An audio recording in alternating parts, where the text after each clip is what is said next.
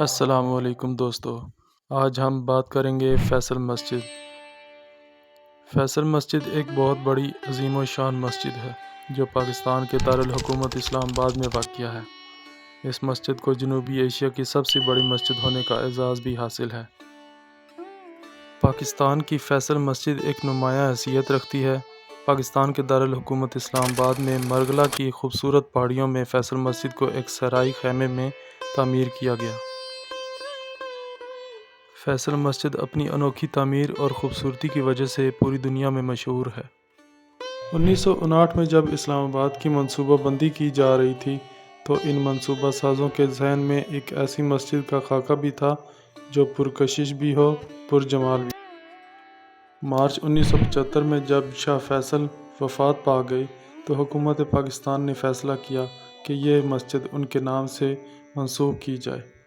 چنانچہ 28 نومبر 1975 کو حکومت پاکستان نے اس مسجد کا نام شاہ فیصل مسجد رکھنے کا اعلان کر دیا۔ اکتوبر 1976 کو سعودی عرب کے فرمانروا شاہ خالد پاکستان کے دورے پر تشریف لائے۔ چنانچہ 12 اکتوبر 1976 کو شاہ خالد نے ایک باوقار تقریب میں اس عظیم و شان مسجد کا سنگ بنیاد رکھ دیا۔ فیصل مسجد کے مرکزی ہال کا رقبہ 51,984 مربع فٹ ہے۔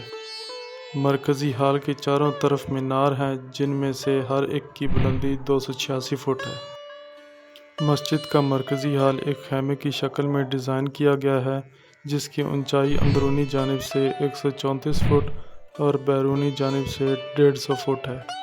اس مرکزی ہال میں پاکستان کے دو ممتاز مصوروں صادقین اور گل جی نے بھی آیت ربانی کی خطاطی کا شرف حاصل کیا ہے۔ اس کے علاوہ اس ہال کے اوپر نصب کیا جانے والا طلائی ہال کی تنصیب کا کام بھی گل جی نے انجام دیا تھا۔ یہ مسجد 10 سال کی شب و روز تعمیر کے بعد 2 جون 1986 23 رمضان المبارک 1406 کو پایہ تکمیل کو پہنچا۔